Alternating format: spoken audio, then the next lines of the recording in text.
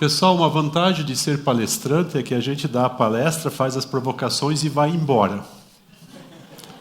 E aí depois, os obreiros de vocês que deem um jeito das consequências, né? Eu sei que eu peguei um pouco pesado, tem coisas muito importantes, mas você anotou e vocês vão ter muita oportunidade de conversas individuais, no grupo Célula, para aprofundar, para tirar dúvidas, porque nós estamos trabalhando bem naquilo que é a essência da nossa fé, que é o nosso Deus revelado. Quem é Ele? Ok? Aí nós vimos que a nossa resposta, quer dizer, espiritualidade, é a nossa resposta à revelação. Ela não é criativa no sentido que eu crio o Deus, mas ela é responsiva no sentido que eu respondo para o Deus verdadeiro. E a resposta, ela vai se dar no âmbito da oração. Não sei se vocês já se deram por conta que Pai, Filho e Espírito Santo, eles são uma comunidade em si mesmo. O Deus triuno ou Deus trino, ele é uma comunidade.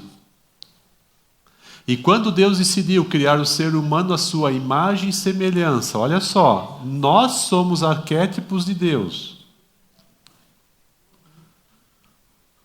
Deus não é arquétipo humano, mas Deus pensou, quando criou o ser humano, de criar a sua imagem e semelhança. Imago Dei, imagem e semelhança de Deus. E isso nos traz algumas características. E uma delas é que nós somos seres relacionais. Por quê? Porque o Pai, o Filho e o Espírito Santo são relacionais. E nós somos criados para a relação entre nós, seres humanos, e fomos criados para essa relação com Deus. Por isso, Deus estava lá no jardim e tinha relacionamento com a humanidade. Mas aí nós sabemos que a desobediência ou a intenção da humanidade ser como Deus, tomar o lugar de Deus, fez esse afastamento que a palavra de Deus chama de pecado, e esse pecado morreu na cruz. Quando Jesus encarnou, como nós vimos ontem aí. Então Deus é o Deus relacional. E na oração, nós entramos nessa relação. Então nós falamos ao Pai através do Filho, auxiliados pelo Espírito Santo. A oração nesse sentido é um mistério. Agora, como professor de metodologia científica, quem aqui fez faculdade? Levanta a mão, deixa eu ver se vocês aprenderam direitinho. Quem fez TCC, o trabalho de conclusão de curso? Antes vocês tiveram que fazer um projeto de pesquisa. Vocês lembram que lá no projeto existe uma coisa chamada problematização ou formulação do problema, conforme né? Mas que você tem que levantar a pergunta que vai ser respondida. Qualquer coisa para ser pesquisável tem que ser problematizado para achar a resposta. Né? Por exemplo, para a psicologia pesquisar o ser humano, tem que transformar o ser humano num problema pesquisável. Só que o ser humano é um mistério. Quando eu tenho algo problematizado, eu tenho esse algo em minhas mãos. Quando ele é um mistério, ele escapa das minhas mãos. Deus é mistério. Por isso ele não é objeto de estudo. Por isso na teologia nós estudamos a revelação de Deus e não Deus propriamente dito. Mas o ser humano também é um mistério. E quando nós oramos, nós entramos no âmbito do mistério. Eu acho isso muito rico e maravilhoso, porque nós estamos no âmbito da comunhão com aquele que nos criou, que nos salvou e que nos santifica. Criador, Redentor, Santificador, Pai, Filho, Espírito Santo. E essa oração nós Temos nós enquanto pessoa com Deus e nós enquanto comunidade com Deus. Porque nós não somos sozinhos. Assim como Deus é uma comunidade, nós também o somos nessa relação. Então a oração, ela tem algumas questões que acontecem dentro dela. Nessa comunhão nós temos o pedir, o suplicar, o confessar dos nossos pecados.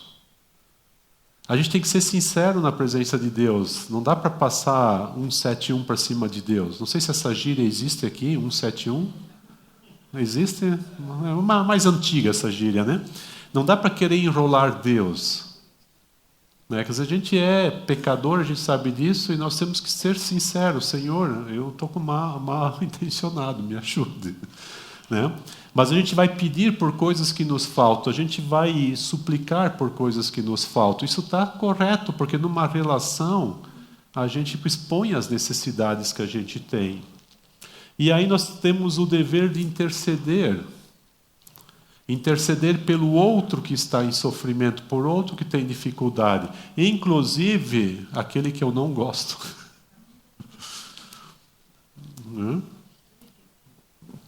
Não, tem alguns personagens no Brasil hoje que dá vontade de dizer, Deus, sim, tu vai quando mandar um raio do céu e acabar com essa palhaçada? E sabe o que Jesus diz? Vai lá evangelizar ele. Que bom que eu não tenho acesso. Mas... Não, eu digo acesso à pessoa lá, né? Os grandões lá, né? Mas entende que o nosso coração peludo, o nosso coração quer o mal do outro. E às vezes até com razão. Entende? Se alguém tem o seu filho, sua filha violentada por alguém, o que vai passar no coração e qual vai ser a cruz dessa pessoa, a agonia que tem de querer resolver isso na bala, na vingança. Mas em Jesus, ora, intercede e vai pelo caminho do perdão. Cara, o evangelho é pesado nesse sentido. Porque isso é ser nova criatura, como nós vimos ontem à noite. É mudar a nossa cosmovisão de vida. Se a cosmovisão era na bala, agora vai ser na caminhada do perdão. Claro que a pessoa vai ter as consequências dela, mas no sentido de que temos que tratar isso, interceder por todos. Por isso, como comunidade, nós oramos uns pelos outros. Por quê? Quando eu trago o irmão em oração, eu não estou só trazendo essa pessoa na presença de Deus. Eu estou trazendo essa pessoa também na minha presença. Senhor, abençoe o nosso obreiro Diogo. Aí vamos supor Deus agora dizendo, tá, Rolf, entendi, é para mim abençoar o Diogo. Mas exatamente o quê? Ai, Senhor, abençoa ele. Tá, mas o que ele está precisando? Ai, Senhor, tu sabes. Entende que para mim interceder pelo Diogo, eu tenho que conhecê-lo? Isso é a base da comunhão cristã. A base da comunhão cristã é a oração e o perdão mútuo, a confissão de pecados. A base da comunhão cristã não é entretenimento. O que acontece hoje é maravilhoso a gente estar juntos. Tá? Mas isso aqui pode ser uma empolgação que passa, mas o que fortalece as relações entre vocês é exatamente a intercessão, a oração, é conhecer o que vai no coração do outro. Né? Eu vou pedir para Deus abençoar alguém, mas nem sei das necessidades. E por que eu não sei das necessidades? Porque eu não ouço, porque eu não paro para ouvir, ou porque eu fico no meu imaginário. Então a oração, ela nos aproxima do Senhor em termos de comunhão, mas ela também vai criar esse espaço relacional com o irmão na fé, a irmã na fé. Né? E aí também temos a parte do agradecimento. Nós temos que aprender a agradecer as coisas que a gente não enxerga que Deus tem nos abençoado. Porque quando alguma coisa não está bem, a gente só enxerga o que não está bem. Mas só o fato de podermos respirar, vamos agradecer pela vida dada. E a parte mais difícil da oração, que é a adoração. Adorar a Deus porque Ele é Deus, sem segundas intenções. É complicadinho, porque eu até adoro a Deus porque eu estou precisando de alguma coisa, né? Quem sabe ele muda o não dele para um sim. Vamos adorar para ganhar uma bênção. Terceiro. Adorar a Deus porque Ele é Deus. E sabe onde é que a adoração a Deus acontece de forma genuína? É no deserto. Deserto agora é o lugar do sofrimento, onde não sobra mais nada. O Léo, cadeirante, deficiência física, com todas as mazelas que já sofreu, a adoração dele é porque Deus é Deus, e não porque ele tem algum privilégio. E o deserto, ele vai se colocar na nossa vida em duas frentes. Ele pode ser pelas coisas que acontecem, ou quando nós optamos, por exemplo, pelo jejum, que é uma forma de se abster de benefícios e de prazeres para estar só com o Senhor. A adoração é contemplação, é aquietar-se. E, gente, se você olha para o Apocalipse, o que sobra é adoração. Lá na eternidade nós não vamos precisar pedir por coisas, porque lá vai ser bom, não vai faltar nada. Lá nós não vamos precisar interceder, porque está todo mundo bem. Lá nós não vamos precisar ficar o tempo todo dizendo obrigado, obrigado, obrigado. Já estamos lá. Mas lá sobra a relação com Deus, que é a verdadeira adoração. Então essa é a escola da nossa caminhada de oração. E a oração não é magia. A oração não é uma barganha que eu faço com Deus. Quanto mais eu orar, quanto mais pessoas orarem por um assunto, maior a chance dele dar o like dele, o joinha. Vamos manipular Deus? Oração não é mérito. No sentido, eu fui abençoado por algum mérito. Não é. Eu quero contar um segredo para vocês. Deus tem livre-arbítrio. E você vai dizer, claro que ele tem livre-arbítrio, só que o que estão fazendo por aí é dando livre-arbítrio por ser humano e predestinando Deus, né? Deus, eu te ordeno, cura esse homem. Tome posse da cura. Quem disse que Deus é obrigado a fazer alguma coisa? Ele é livre. E na sua sabedoria, no seu amor, Ele está nos cuidando. Ao ponto que Ele foi para a cruz, como nós ouvimos.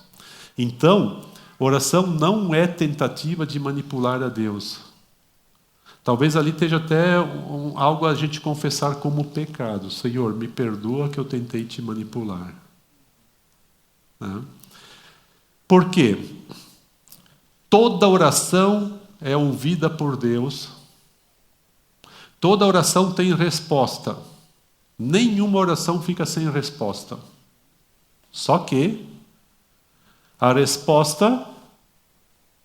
desculpa, agora eu vou voltar para esse slide depois. A resposta pode ser sim. Ok. Vai ser concedido o que tu estás pedindo. Mas a resposta pode ser não. O apóstolo Paulo diz, eu tenho um espinho na carne, 3 vezes pedi ao Senhor que me tirasse, e a resposta foi não. Gente, nós temos o testemunho de um não do Paulo. E a maior probabilidade que o apóstolo Paulo tinha uma doença nos olhos. Porque tem um lugar que ele diz que Marcos daria os olhos para ele se pudesse. Então a gente deduz que talvez ele tinha uma doença nos olhos que deixava ele de uma forma muito estranha para anunciar o Evangelho. Pensa o homem de Deus, com os olhos avermelhados, lacrimejando, doídos, falando do Deus que se fez carne e habitou entre nós. E aí Paulo quer, Senhor, tira isso de mim. Não, o poder se aperfeiçoa na fraqueza, tu vai ficar com o não. Para humilhar, porque tu é arrogante. Eu estou trabalhando tua arrogância. Entendeu? E Deus sabe o que ele está fazendo. E Paulo percebe e diz, ok, é isso aí. Né? A outra forma é Deus dizer ainda não. Tem oração que tu faz hoje que talvez tu vai ganhar um sim daqui meio ano, daqui 1 ano. E tu nem lembra que tu fizesse essa oração. É muito legal você ter um caderninho e começar a anotar o que tu está pedindo a Deus. E depois de um tempo dar uma olhada, tu pode ficar surpreso.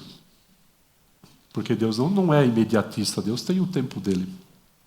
Ou a resposta pode ser sim, mas não do jeito que tu quer.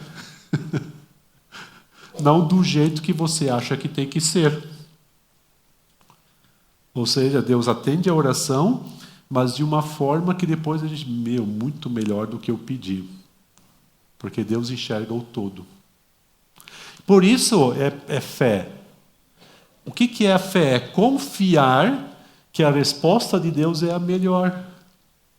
E não ser piá pequeno que bate o pé e diz eu quero, eu quero, eu quero, eu quero, eu quero. Criança pequena é assim, quando ela quer uma coisa.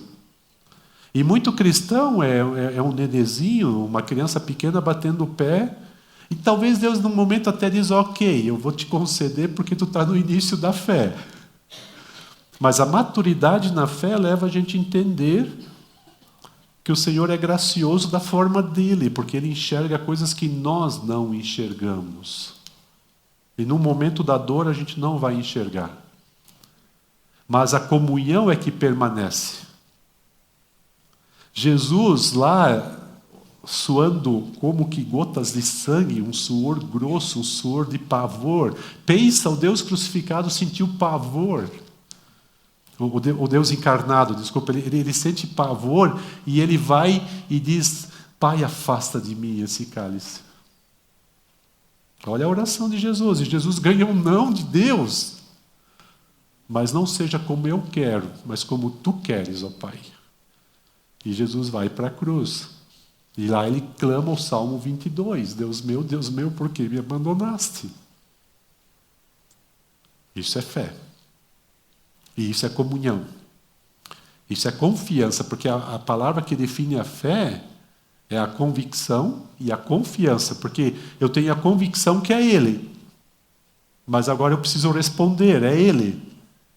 E essa resposta tem que ser na confiança de que Ele vai a bom termo. Conta-se a história de um malabarista que coloca uma corda de um prédio para outro, faz o show lá em cima e o amigo dele fica lá embaixo passando o chapéu para ganhar um dinheirinho. Como o cara nunca cai de lá, perde a graça, o espetáculo, né? Menos pessoas vão apreciando, e aí o cara incrementa o show e coloca um carrinho de mão no show, e começa com o carrinho de mão em cima da corda. E aí começa a entrar um cascainho, né? Um pouquinho mais ali, porque fica mais emocionante. Mas com o tempo, de novo, perdeu a graça. E uma noite os dois estão no quarto assim, e o cara disse, você acredita que eu nunca vou cair lá de cima? Claro, te conheço, tu é muito bom no que tu faz. Mas com carinho de mão, tu acha que eu não vou cair lá de cima? Claro que não, tu já mostrou que sabe manusear muito bem o carrinho. Ok, amanhã tu vai dentro do carrinho. O que é fé? É colocar-se no carinho de Deus e dizer, ok, eu confio. Mesmo que as evidências não me mostram muita coisa, mas eu confio. Isso é fé, na prática. Agora eu volto então para o slide anterior aqui. A oração comunitária é o que gera comunhão profunda, já falei disso. É o que vai nos trazer conhecimento um dos outros, porque nós nos importamos uns pelos outros na presença do Senhor. Não é mera curiosidade, não. É questão realmente de conhecer-se mutuamente. É confissão de pecados na presença do Senhor. Por quê? Não tem ninguém melhor ou pior aqui. Cara, nós somos tudo gato do mesmo saco. Eu sou dessa expressão, ela existe ainda, não sei. Ou tudo rato do mesmo saco, né? Cara, nós somos pecadores. O teu pecado não me assusta, sou eu. Se eu não cometi aquele pecado, mas eu tenho todo o potencial de fazer a mesma coisa. Entendeu? Então eu tenho que chorar com o irmão, e o irmão tem que chorar comigo e clamar juntos. Isso é que vai nos fortalecer. Aí nós não temos gente mais e gente menos, gente mais santa, menos santa. E Deus não se ilude com isso, Ele conhece o coração nosso. Tá? E é essa confissão que nos aproxima. E a intercessão, como eu já coloquei na oração comunitária. Tá? Nessa cena. E quando estamos em comunhão, uma pessoa dirige a oração e nós vamos assinar com amém. O que significa amém?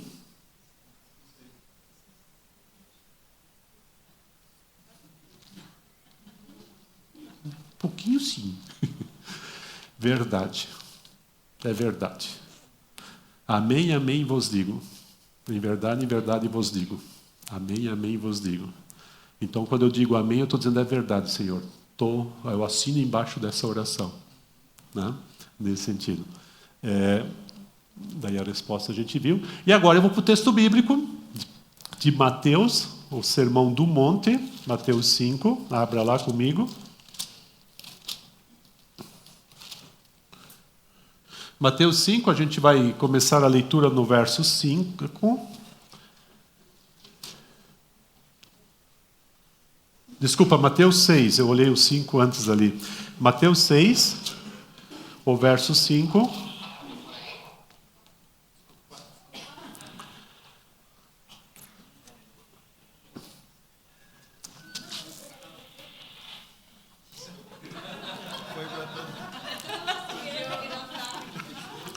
Vocês sabem a diferença de erro e de pecado? Erro é aquilo que você não faz por maldade, mas fez errado. Deixar o negócio ligado é um erro. Pecado é aquilo que tu faz por maldade. Não, eu deixei ligado para atrapalhar a palestra. Então, se você cometer um erro, você pede desculpa. Se foi pecado, pede perdão. Fique bem... Desculpa, né? Sabe que eu estou brincando com isso, mas isso é muito legal para a gente saber que tem erros que a gente comete e tem pecados. E é bom saber o que é o que para trabalhar. Mas vamos lá. Mateus 6, verso 5. E quando orardes, não sereis como os hipócritas, porque gostam de orar em pé nas sinagogas e nos cantos das praças para serem vistos dos homens. Em verdade vos digo que eles já receberam a recompensa. Tu, porém, quando orares, entra no teu quarto e fecha a porta, orarás a teu pai que está em secreto. O teu pai que vem em secreto te recompensará. E orando, não useis de vãs repetições como os gentios, porque presume que pelo seu muito falar serão ouvidos. Não vos assemelheis, pois, a eles, porque Deus, o vosso Pai, sabe o de que tendes necessidades antes que lhe o peçais. Portanto, vós orareis assim: Pai nosso que estás no céu, santificado seja o teu nome. Venha o teu reino, faça-se a tua vontade, assim na terra como é no céu. O pão nosso de cada dia dá-nos hoje, e perdoa-nos as nossas dívidas, assim como nós temos perdoado aos nossos devedores. E não nos deixes cair em tentação, mas livra-nos do mal. Pois teu é o poder, é o reino, o poder e a glória para sempre. Amém. Porque se perdoardes aos homens suas ofensas, também vosso Pai Celeste vos perdoará. Se, porém, não perdoardes aos homens as suas ofensas, tampouco vosso Pai vos perdoará as vossas ofensas. Quando jejuardes, não vos mostreis contristados como os hipócritas, porque eles figuram o rosto com o fim de parecer aos homens que jejuam. Em verdade vos digo que eles já receberam a recompensa. Tu, porém, quando jejuares, unge a cabeça e lava o rosto, com o fim de não parecer aos homens que jejuas, e sim ao teu Pai em secreto. E teu Pai que vem em secreto te recompensará. Não acumuleis para vós outros tesouros sobre a terra, onde a traça e a ferrugem corrói, e onde os ladrões escavam e roubam. Mas ajuntai para vós outros tesouros no céu, onde a traça nem ferrugem corrói, e onde ladrões não escavam nem roubam. Porque onde está o teu tesouro, aí também estará o teu coração. Nós vamos dar uma olhadinha nesses textos aqui, e nós vamos ver o que tem em comum entre eles. Tá? 5 a 8 é como orar. Do 9 ao 13 é o Pai Nosso, conteúdo de oração. 14 a 15 o assunto do perdão. 16 a 18 o assunto do jejum. E 19 a 21 tesouro no céu. Ou seja, tudo isso aqui tem a ver com a vida cristã, relação com Deus, nossa resposta. Né? Então, como orar? Não com hipocrisia, para aparência, no sentido, como essa pessoa ora bacana, como ela ora bonito. Isso já é uma recompensa, essa fama já é uma recompensa. Os fariseus faziam isso, eles oravam em praça pública, mãos erguidas, olhando para o céu, na sinagoga. Até tem aquela parábola que Jesus conta do fariseu, dizendo, eu te agradeço que eu não sou como aquele publicano lá. Né? E Jesus, olha, já recebeu a recompensa, porque essa hipocrisia não interessa a Deus. Né? Tu, porém, entra na privacidade, no secreto, e o teu pai vai recompensar. As casas naquela época não tinham quartos e peças como nós temos hoje. A casa era normalmente tudo aberto e tinha um quarto que era tipo um depósito. Tá? Esse quarto também era chamado de hospedaria. Então, quando é dito que José e Maria não tinham lugar na hospedaria, porque ali era o lugar para também dar à luz, o parto acontecia nesse quarto. Não tinha lugar na hospedaria, pode ser que signifique que eles estavam numa casa de família, só que eles tiveram que ir para a estrevaria ao lado, alguma coisa assim, porque não tinha lugar de privacidade para Jesus nascer. Só uma curiosidade. Mas no teatrinho a gente vai fazer de conta que tinha hotel e hospedaria na época, coisa que não tinha. Né? Mas o que Jesus está dizendo? Tu, quando oras, entra naquele quarto. E fala com o teu pai em secreto. Quer dizer, mas só que esse quarto, ele representa que eu posso trazer tudo que está no meu coração. Tá? Aliás, a palavra lef no hebraico, que é coração, significa tudo aquilo que está oculto lá dentro. Não é o coração anatômico que nós conhecemos hoje. Tudo aquilo que a gente não pode ver é coração, no hebraico. Tá? Então entra em secreto, porque o teu pai te conhece em secreto. O teu pai sabe o que está lá dentro. Ou seja, não dá para eu enrolar Deus. Ele sabe o que está acontecendo no meu coração. As minhas intenções, as minhas amarguras, as minhas lutas, as minhas dúvidas. Cara, você tá com raiva de Deus e vai se colocar em oração. Deus, eu te engrandeço. Não, pai, eu tô com raiva de ti. Seja sincero. No quarto lá, entendeu? E Deus vai te recompensar no sentido, Ele vai te ouvir, Ele vai te entender. Ele vai saber da tua angústia nesse sentido. Não usar vãs repetições, ou seja, os gentios, os que têm agora arquétipos de deuses, que acham que tem que ficar agradando a divindade para ganhar algo, são as vãs repetições, as ladainhas. Deus não precisa disso. Quanto mais eu pedir para Deus, mais Ele vai me ouvir. Não, a gente pede, a gente pode pedir de novo. A gente pode dizer, Senhor, eu quero te lembrar. Como se Deus precisasse, né? Mas sabe aquela coisa de achar que o papagaio repetindo vai ganhar alguma coisa por causa disso? Vãs repetições é no sentido de querer manipular Deus. Nós não vamos manipular Deus, a gente vai ser sincero na presença de Deus, com o coração contrito. Porque os gentios acham que no muito falar serão ouvidos. Deus, vosso Pai, sabe o que vocês precisam. Deus sabe o que é a nossa necessidade. Então não vou orar mais, Ele já sabe, né? Não, é comunhão. Lembra que é relacionamento? Deus quer escutar o que a gente está sentindo, Deus quer essa sinceridade na presença dEle. Mas Ele sabe o que é melhor para nós. E isso é o que eu falei, passo de fé, é confiança. O texto do Pai Nosso, então, né? Pai Nosso que está no céu, santificado seja teu nome, venha teu reino, faça a tua vontade na terra, assim como é lá no céu. Né? Olha, são 7 petições. Pão nosso de cada dia, perdoa nossas dívidas, assim como nós perdoamos. Já pensou se Deus ouve essa parte do Pai Nosso, cara? Deus, me perdoa, assim como eu perdoo. Estou ferrado. Mas eu não vou explicar isso, eu vou deixar para a célula. Não, eu sou obrigado a explicar agora, né? Até porque Jesus vai reforçar essa parte no próximo texto, daí eu vou explicar melhor lá. Não nos deixe cair em tentação. Pessoal, não é só assim, não me deixa pecar, não nos deixes entrar em situação de tentação. Significa que eu também não devo me colocar onde a tentação está. E a palavra provação e tentação estão juntas aqui. Provação é quando coisas ruins nos acontecem e a nossa fé é provada. A dor prova a nossa fé, o sofrimento prova a fé. Tentação tem muito mais a ver com as questões do prazer, coisas que nos tentam e que são imorais e Deus não aprova. Então não nos deixes entrar na tentação. Não nos deixes cair dentro do contexto da tentação. Então significa que eu tenho que evitar esses contextos. Eu sou responsável nessa súplica aqui.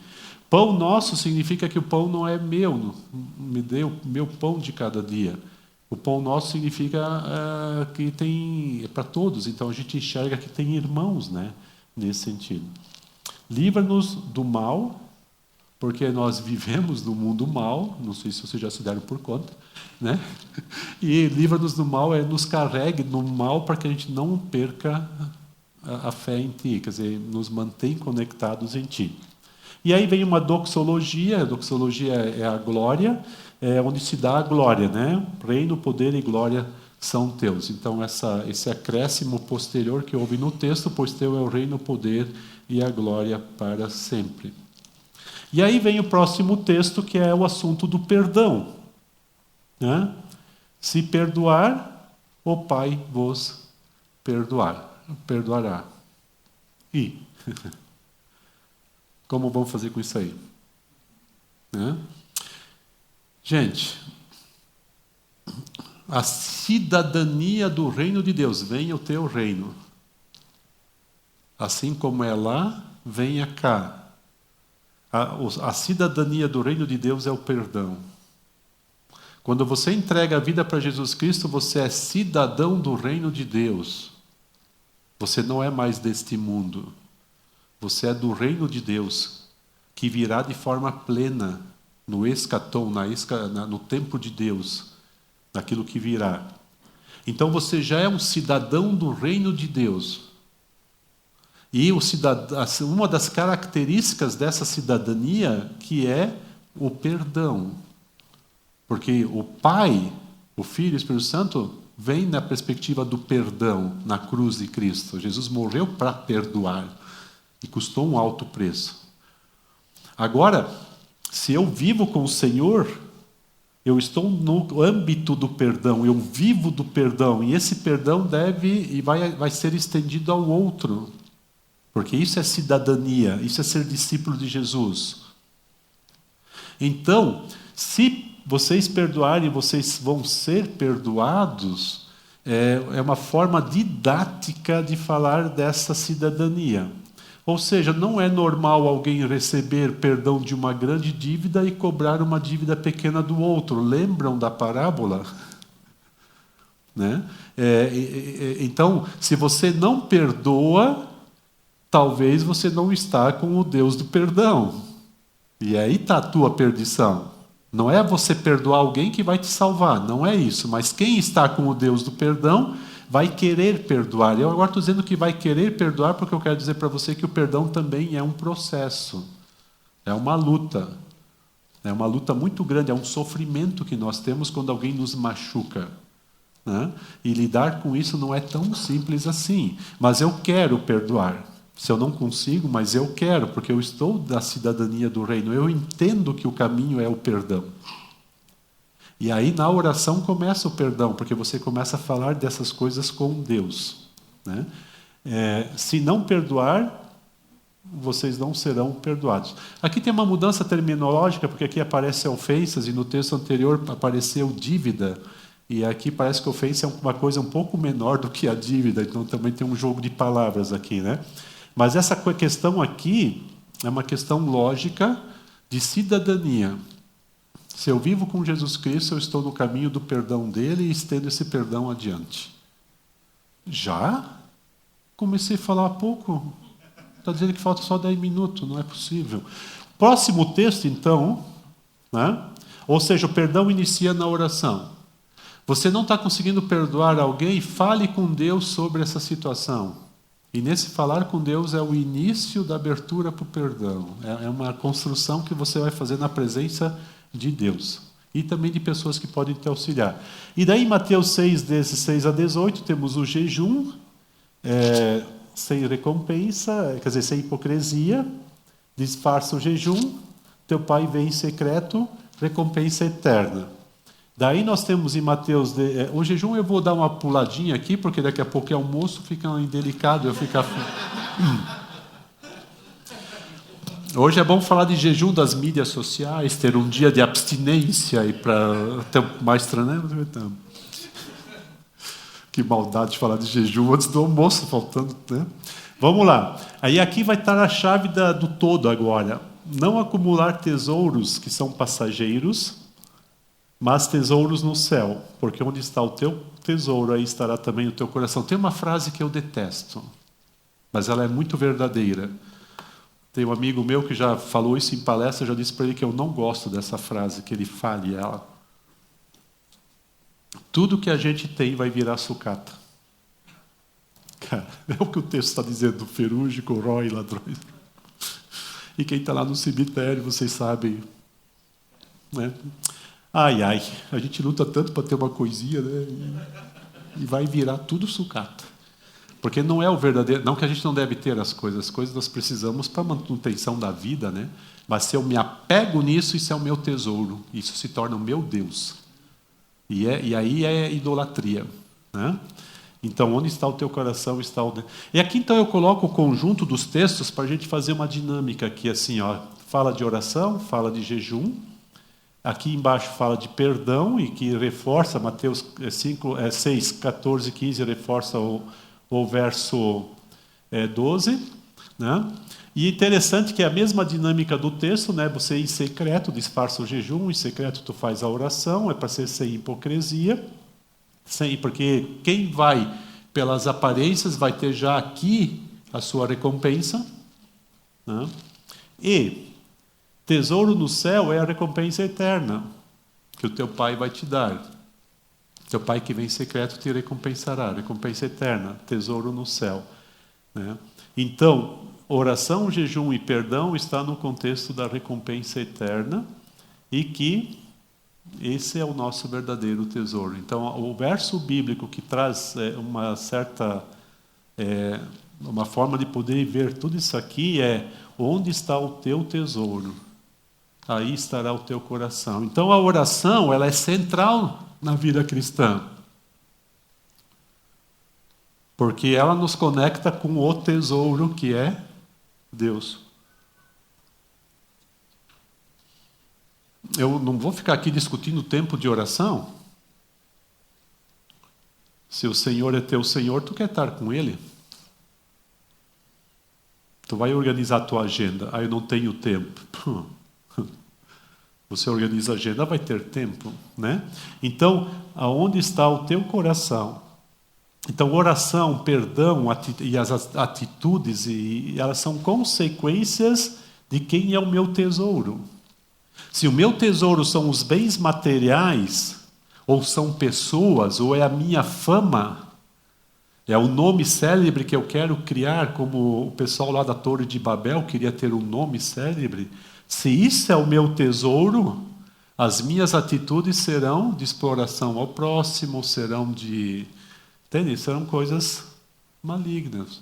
Se o meu tesouro é a comunhão com o Pai, é a comunhão com o Deus triuno, é a oração, ali está o meu verdadeiro tesouro, a vida com Deus, a oração, a busca pelo perdão, ou pelo perdoar, serão consequências que revelam aonde está o teu coração. Onde é que está o teu coração? As tuas atitudes revelam. A boca fala do que o coração está cheio, disse Jesus. Então, às vezes, quando a gente está angustiado com algumas coisas, a gente só fala daquilo, porque o coração está cheio daquilo. Então, onde está? Isso não é para a gente julgar pessoas, tá? Isso é para a gente se autoavaliar, né? Num tempo que a gente passou de muita dificuldade na nossa família, pouco tempo atrás, eu comecei uma construção lá e eu só falava da construção. Minha filha é educadora física e aí eu disse: o pai vai fazer uma piscina e vamos fazer um negócio aqui para te dar hidroginástica e tu, né? E eu só estava focado naquilo, eu não sabia falar sobre outra coisa, quando em particular. Era uma fuga que eu tinha.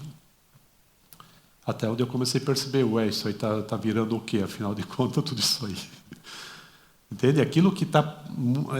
E quando pessoas falam muito da mesma coisa, elas estão angustiadas.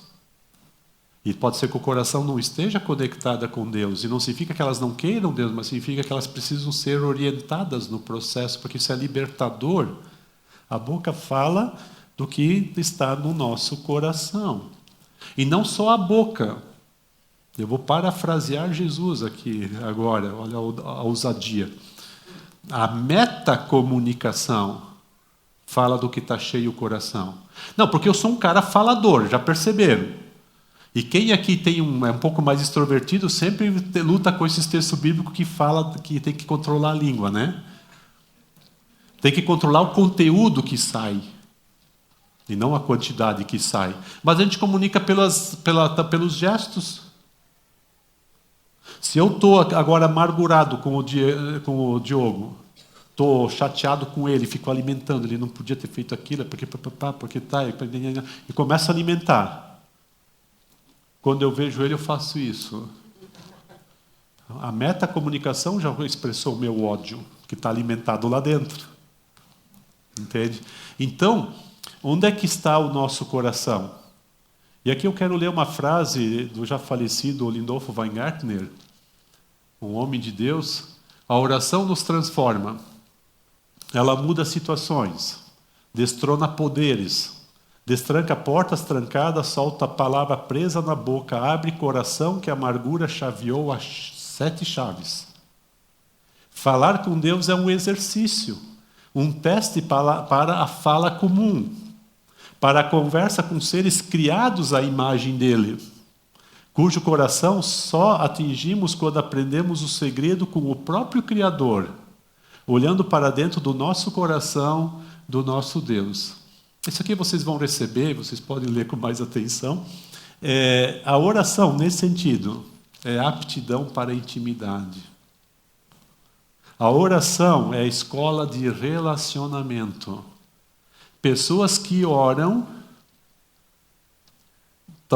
elas treinam a dinâmica da comunicação.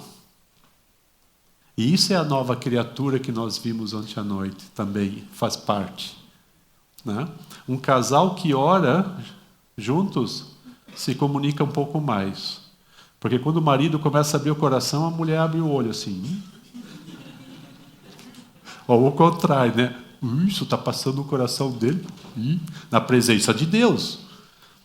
O marido não consegue olhar no olho da esposa e dizer, mas diz para Deus na presença dela. Dá uma indireta desse lado. Né? Gente, mas é assim, a gente vai aprendendo a ter a leitura do coração. Isso é intimidade. Leitura do coração. E a oração é leitura do coração, quer dizer, é diálogo com o Senhor que conhece o coração. E, ao mesmo tempo, vai nos preparando para conseguir conectar com o outro. Né? Então, a resposta que nós damos à revelação é sim, eu quero viver contigo, Senhor. Ou a resposta pode ser não. Não quero. Né? Mas, como cristãos, a nossa resposta é de comunhão, é de relacionamento. Porque Deus é relacional. Ele não é alguém que fica só dando bênçãos. Ele é a bênção propriamente dita. Independente das circunstâncias. A maior bênção que alguém pode ter é o coração convertido ao Senhor. É a maior bênção, porque isso resolve a nossa existência. E aí isso nos dá força para caminhar aqui, nessa caminhada de oração, de intercessão, de diálogo, de choro, mas na presença, ou melhor, deixa eu dizer assim, no endereço certo. Todas as pessoas têm fé. Não existe pessoa sem fé. Inclusive o ateu. Eu sou professor universitário. Se alguém me provar a não existência de Deus, eu vou me tornar ateu. Não dá para provar a não existência de Deus. Então o ateu, ele é um crente. Ele crê que Deus não existe. Ele professa uma fé. Tá? Então a pergunta é o endereço da nossa fé. Se o endereço da nossa fé está no Deus que diz quem Ele é, ou se a nossa fé está em coisas que nós criamos, inclusive criando o nosso próprio ateísmo. Eu já conversei com ateus nesse sentido, questionando o arquétipo do ateísmo. Então, eu quero nos incentivar nesse sentido. A oração, ela é essa coisa maravilhosa de estar na presença do Senhor em resposta sincera, e não de aparência, de hipocrisias, mas aquilo que você é. E aí você se sente carregado por Ele, ou se permite ser carregado por Ele no sofrimento. Hoje à noite nós vamos falar mais agora também de uma outra resposta. A oração é uma delas, é relacional. A outra é arregaçar as mangas e se colocar a serviço com o Senhor. Mas isso a gente deixa para hoje à noite, né? O serviço ao Senhor.